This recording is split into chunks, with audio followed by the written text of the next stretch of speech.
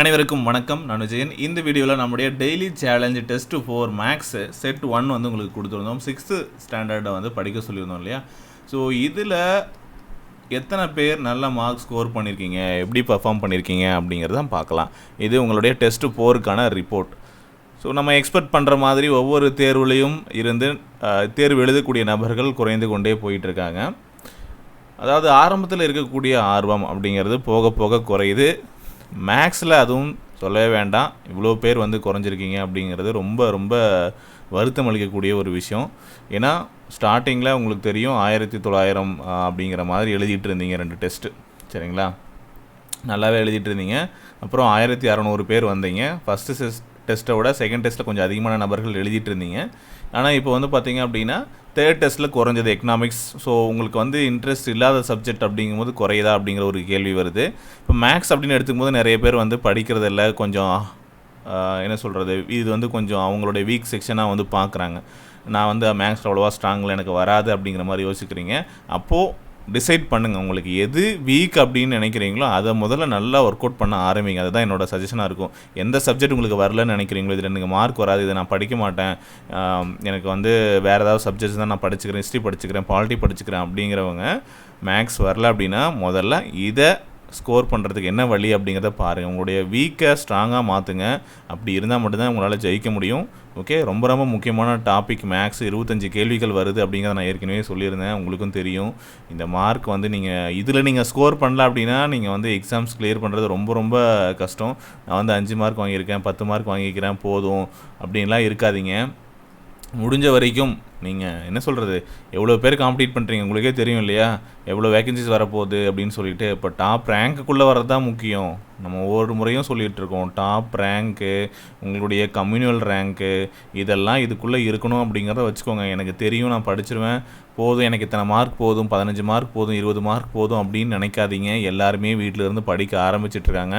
நிறைய பேர் வந்து பார்த்திங்கன்னா இந்த லாக்டவுன் டைமில் அவங்களோட கிடைக்கக்கூடிய நேரத்தை யூஸ் பண்ணி படிக்க ஆரம்பிச்சிட்ருக்காங்க. எக்ஸாம்ஸ் வந்தால் கண்டிப்பாக எல்லாருமே வந்து பார்த்திங்கன்னா முன்னே இருக்கக்கூடிய போட்டியை விட கொஞ்சம் அதிகமாகவே இருக்கும். ஏன்னா எல்லாருக்குமே வந்து போதுமான நேரம் கிடச்சிருக்கு, நல்லா படிச்சிருப்பாங்க, தொடர்ந்து ரிவைஸ் பண்ணிகிட்ருக்காங்க. ஓகே, அதனால் நல்லா புரிஞ்சுக்கோங்க. நம்ம இந்த விஷயத்தை வந்து உங்களுக்கு ஏன் திரும்ப திரும்ப அழுத்தி சொல்கிறேன் அப்படின்னா, உங்களுக்கு இது மட்டும்தான் மைண்டில் ஒன்று, என்னடா இவன் எப்போ பார்த்தாலும் வந்து எவ்வளோ வாங்கினாலும் இவனுக்கு பத்தாதா அப்படிங்கிற மாதிரி இவன் பேசிகிட்டு இருக்கானே அப்படிங்கிறத யோசிக்காதீங்க. ஸோ தொடர்ந்து யார் வந்து இந்த ரேஸில் வந்து நீங்கள் வந்து ஓடிட்டுருக்கீங்க அப்படிங்கிறது தான் இங்கே முக்கியம், சரிங்களா? அதுக்காக தான் நான் சொல்லிகிட்டு இருக்கேன். நீங்கள் கொஞ்சம் வந்து இதுலேருந்து ஃபோக்கஸ்லேருந்து வெளியே வந்துட்டீங்க அப்படின்னாலே வந்து பார்த்தீங்கன்னா திரும்ப பிடிக்கிறது அப்படிங்கிறது ரொம்ப கஷ்டம். இன்றைக்கி ரெகுலராக 1 வீக் படிக்கிறீங்க, 1 வீக் படிக்காமல் விட்டு மறுபடியும் வந்து படிக்க ஸ்டார்ட் பண்ணுங்கள். பாருங்கள் அந்த ஃபேஸ், ஓகேவா? அதே மாதிரி அந்த ஸ்டேஜ்லேயே வந்து படிக்கிற அளவுக்கு, அந்த லெவலில் படிக்கிற அளவுக்கு உங்களால் படிக்க முடியாதுன்னு பார்த்துக்கோங்க. ஸோ அப்படி இருந்தீங்கன்னா ஒன்றும் பிரச்சனை இல்லை. ஆனால் நிறைய பேரால் அந்த ஃபேஸை வந்து படிக்கிறது ரொம்ப கஷ்டமாக இருக்கும். ஓகே, அதுக்காக தான் சொல்கிறோம். விட்டால் நீங்கள் மறுபடியும் படிக்கிறதும் சரி, எல்லாமே வந்து கொஞ்சம் டிஃபிகல்ட்டாக இருக்கும். தொடர்ந்து டச்லேயே இருக்கணும் அப்படிங்கிறது தான் டெஸ்ட் எழுதாதவங்களுக்காக சொல்கிறேன். ஓகே, அண்ட் சரி, அட்வைஸ்லாம் ஒரு பக்கம் இருக்கட்டும். ஸோ உங்களுக்கே தெரியும், நான் வந்து நிறைய பேச விரும்பல. உங்களுக்கு இப்போ வந்து இந்த டெஸ்ட்டுக்கான ரிப்போர்ட் எந்த அளவுக்கு பர்ஃபார்மன்ஸ் இருக்குது அப்படிங்கிறத பார்த்துருவோம். ஸோ ஃபஸ்ட் விஷயம், இங்கே வந்து நான் மேக்ஸை பொறுத்த வரைக்கும் இந்த டிசப்பாயின்மெண்ட் எனக்கு இருக்குது. அண்டு நீங்கள் எல்லாருமே வந்து நல்லா ஸ்கோர் பண்ணணும் அப்படின்றது தான் என்னுடைய விருப்பம்.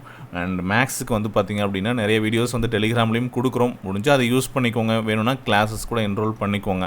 ஓகே, பட் ரெகுலராகவே ப்ராக்டிஸ் பண்ணுங்கள். டெய்லியும் வந்து ஒரு 5 சம் அந்த மாதிரி ப்ராக்டிஸ் பண்ணுங்கள். நான் உங்களுக்கு வந்து 45 டெஸ்ட்டு கொடுத்துருக்கேன், சரிங்களா? 45 கொஸ்டின் கொடுத்துருக்கேன்.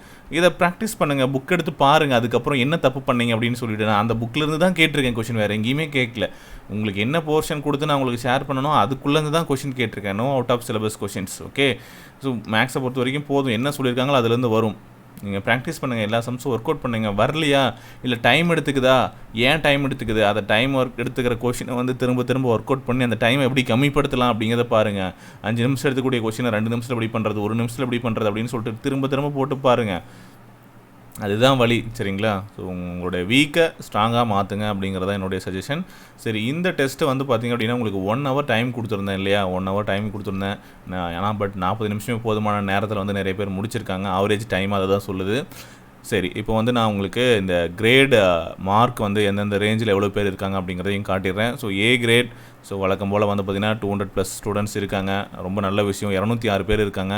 அதில் 40 அவுட் ஆஃப் 40 வந்து 5 மெம்பர்ஸ் எடுத்திருக்கீங்க. வாழ்த்துக்கள். பின்னாடி யார் அவங்க பேர் அப்படிங்கிறத பார்க்கலாம். ஸோ பெஸ்ட் பர்ஃபார்மர் அப்படிங்கிற பெஸ்ட் ஸ்டூடெண்ட்ஸ் லிஸ்ட்டில் வந்து நான் ஒவ்வொரு டைமும் வந்து உங்களை எல்லாம் கொண்டு போகிறேன்.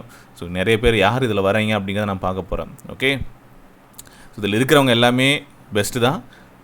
ரேங்க்கில் நீங்கள் பார்த்தீங்கன்னா தெரியும். ஸோ 206 பேர் இருக்கீங்க. 36லேருந்து 40க்குள்ளே வந்தவங்களை வந்து நான் ஏ கிரேட்குள்ளே இதில் நான் வந்து கொண்டு வந்திருக்கேன். அதே போல் 32லேருந்து 35 வரைக்கும், 36லேருந்து 40 வரைக்கும் ஏ கிரேடு. அதே போல் 32லேருந்து 35 வரைக்கும் 348 பேர் இருக்கீங்க. ஓகே, ஸோ இந்த ரேஞ்சில் வந்து பார்த்திங்கன்னா நிறைய பேர் இருக்கீங்க. பார்த்தீங்கன்னா தெரியும், சி கிரேடும் ஏ கிரேடையும் கம்பேர் பண்ணும்போது இங்கே தான் அதிகமான நபர்கள் இருக்கீங்க. அதாவது உங்களுக்கு என்ன பிரச்சனைனா, ஒரு 30 இப்போ 40 கொஸ்டின் கொடுக்குறேன்னா 30 to 35 எடுத்துடுறீங்க. அது 30 to 35 எடுக்கிறவங்க ரொம்ப அதிகம். சரிங்களா? அதாவது 10 கொஸ்டின்லேருந்து 5 கொஸ்டின் தப்பு பண்ணுறவங்களாம் இருக்கீங்க. நீங்களாம் ஹார்ட் ஒர்க் பண்ணீங்க அப்படின்னா நீங்களாம் இங்கே போக வேண்டியவங்க, நீங்கள் இங்கே இருக்க வேண்டியவங்க. நீங்கள் இங்கே என்ன பண்ணுறீங்க? இதுதான் என்னுடைய கேள்வி. ஸோ நீங்கள் இங்கே போகலாம், ஏ கிரேடுக்குள்ளே இருக்க வேண்டியவங்க, 36, 37, 38 அந்த மாதிரி நீங்கள் வாங்க வேண்டியவங்க. ஒரு கொஸ்டின் 2 கொஸ்டின் அந்த ரேஞ்சில் இருக்க வேண்டியவங்க நீங்கள் ட்ரை பண்ணால் அங்கே போயிடலாம். ஓகே, ஸோ அதுக்கு மட்டும் நீங்கள் ஒர்க் அவுட் பண்ணுங்கள். அதுதான் சொல்கிறேன். ஸோ ரொம்ப நல்லாவே நீங்கள் இந்த பி கிரேடில் இருக்கிறவங்க, அதுதான் ரொம்ப அதிகமான நபர்கள் அங்கே தான் இருக்கீங்க. எல்லாரோட லெவலும் வந்து பார்த்திங்கன்னா இந்த இடத்துல ஆவரேஜாக வாங்கக்கூடிய மதிப்பெண்கள் நீங்கள் வாங்கிட்டு வந்துட்டீங்க. ஸோ நீங்கள் இன்னும் கொஞ்சம் எஃபர்ட் போட்டிங்க அப்படின்னா இங்கே இந்த ஸ்டேஜுக்குள்ளே போயிடலாம். ஓகே, அதை ரொம்ப நல்லா புரிஞ்சுக்கோங்க. ஓகே, நிறைய நண்பர்கள் இருக்காங்க பாருங்கள், 80, 95. ஸோ இவ்வளோ பேர் வந்து பார்த்திங்கன்னா இருக்காங்க. பட் இங்கே பாருங்கள், 37, 38, 39 வாங்குறவங்களாம் ரொம்ப கம்மி. 45 பேர் வாங்கியிருக்காங்களா? அதே போல் 39 பாருங்கள், 19 பேர் தான் வாங்கியிருக்காங்க. 38 பாருங்கள், 43 பேர் தான் வாங்கியிருக்காங்க. ஸோ அதெல்லாம் கம்மி. பட் இங்கே பாருங்கள், ஒவ்வொரு மார்க்லேயும் வந்து ஒரே அளவுக்கான நண்பர்கள் இருக்கீங்க. ஸோ நீங்கள் கொஞ்சம் ஹார்ட் ஒர்க் போட்டிங்கன்னா இங்கே போயிடலாம். ஓகே, பார்க்கணும் நான் இந்த ஏ கிரேட்லேயும், சரிங்களா, ஏ கிரேடில் பார்க்கணும் அப்படிங்கிறத உங்களுடைய விருப்பம். இந்த 200 அப்படிங்கிறது ஒரு 500, 600, 700 அந்த மாதிரி இருக்கணும். சரிங்களா? ஸோ உங்களால் முடியும். அடுத்து சி கிரேட் வந்து பார்த்திங்க அப்படின்னா 254 பேர் இருக்கீங்க. இந்த 28லேருந்து 31 மார்க் வரைக்கும் நான் உங்களை சொல்லியிருக்கேன் இல்லையா? 28லேருந்து 31 வரைக்கும் ஒரு 10 கொஷின் உங்களுக்கு வந்து பார்த்திங்கன்னா கொஞ்சம் டிஃபிகல்ட்டாக நீங்கள் வந்து ஃபீல் பண்ணுறீங்க. இம்ப்ரூவ் பண்ணுங்கள். இன்னொரு 5 மார்க்ஸ் இம்ப்ரூவ் பண்ணுங்கள். ஓகே, 5 மார்க்ஸ் இம்ப்ரூவ் பண்ணலாம் வாய்ப்பு இருக்குங்க.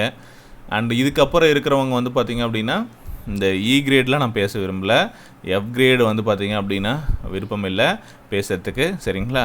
ஏன் அப்படின்னா இந்த என்ன சொல்கிறது, ரேண்டமாக யாராவது ஒருத்தர் ஃபோனை கொடுத்து இதில் ஏதாவது ஒரு மார்க் பண்ணுங்க எல்லா கொஷினுக்கும் அப்படின்னு சொல்லிட்டு டிக் பண்ணாவே வந்து பார்த்திங்கன்னா 10 கொஷின் 15 கொஷின் வரத்துக்கு வாய்ப்பு இருக்குது. சரிங்களா? 5 கொஷினும் வரலாம், 1 கூட சரியில்லாமல் கூட வரலாம். நான் சொல்கிறேன், பாசிபிலிட்டி சொல்கிறேன். சரிங்களா? வரும் அப்படிங்கிறது ஒரு பாசிபிலிட்டிஸ் இருக்குது. ஸோ அந்த மாதிரி இருக்கும்போது நம்ம வந்து அந்த ரேஞ்சில் தான் இருக்கமா அப்படிங்கிறது இருக்குது ஒன்று. ஸோ நீங்களாம் வந்து பார்த்திங்கன்னா இம்ப்ரூவ் பண்ணிக்கோங்க உங்களை. ஓகே, 20 மார்க் அப்படிங்கிறது 50%, 21, 22, 23 அப்படிங்கிறதெல்லாம். சரிங்களா? அதனால் நீங்கள் இம்ப்ரூவ் பண்ணாமல் தான் எக்ஸாம் இது வந்து உங்களுக்கு என்ன சொல்கிறது, நீங்களும் எழுதுவீங்க அப்படிங்கிற மாதிரி தான். சரிங்களா?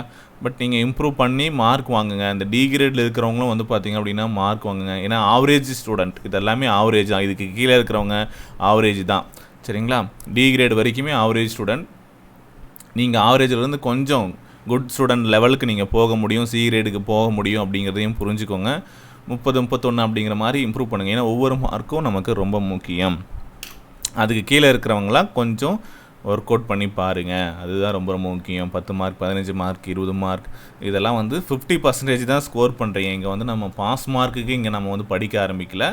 உங்களுக்கு டிஃபிகல்ட்டாக இருக்கும் அப்படிங்கிற பட்சத்தில் ப்ராக்டிஸ் பண்ணுங்கள். இங்கே 50%லாம் பத்தாது.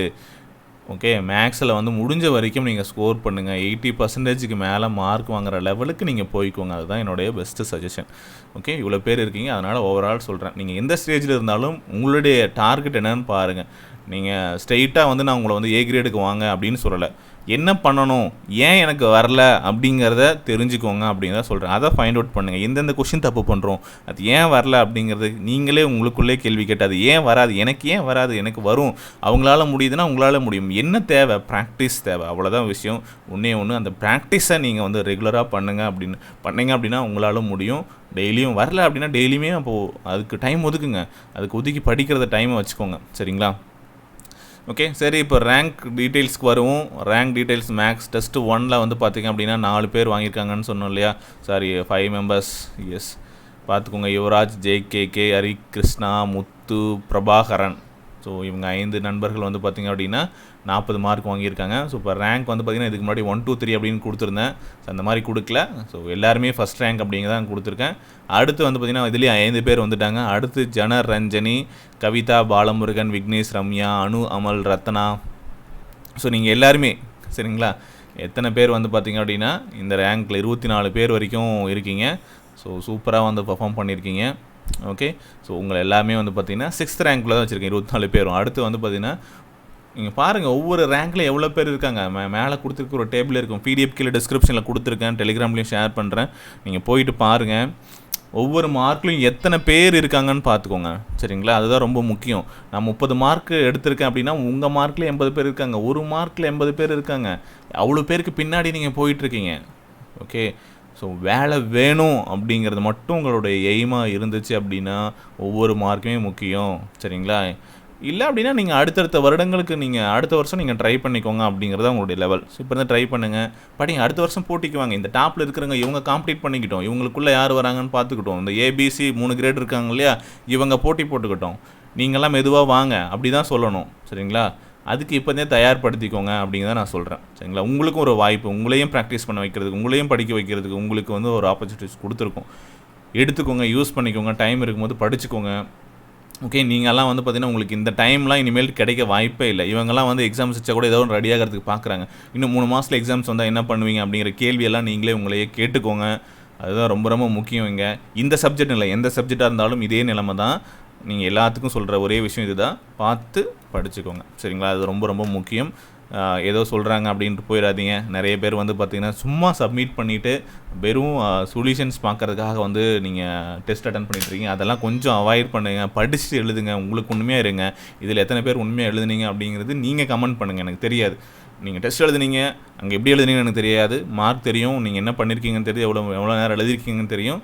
ஸோ நீங்கள் அது உண்மையாக உங்களுக்கு மனசாட்சிப்படி படிச்சுட்டு தான் நான் எழுதினேன் அப்படின்னா தாராளமாக நீங்கள் கமெண்ட் பண்ணுங்கள். எனக்கு வேணும், ரிசல்ட் வேணும். உங்களுடைய ஃபீட்பேக்ஸ் கண்டிப்பாக எங்களுக்கு வேணும். 4 டெஸ்ட் முடிஞ்சது, 1 வீக் முடிஞ்சது. இன்றைக்கி ரிவிஷன் இருக்குது. அடுத்த ஷெட்யூல் வந்து பார்த்திங்க அப்படின்னா நம்முடைய மெயின் சேனலில் நான் வந்து அப்டேட் பண்ணுறேன் ஈவினிங்குள்ளே. ஓகே, ஸோ அதை நீங்கள் வந்து ஃபாலோ பண்ணிக்கோங்க. இந்த லிஸ்ட்டு PDF வேணுனாலும் செக் பண்ணி பாருங்கள். ஓகே, இதில் உங்களுடைய நேம் இருக்குது, எந்த கிரேட் இருக்கும், என்ன பண்ணணும் அப்படிங்கிறதையும் நீங்கள் தெரிஞ்சுக்கோங்க. Okay, all the best.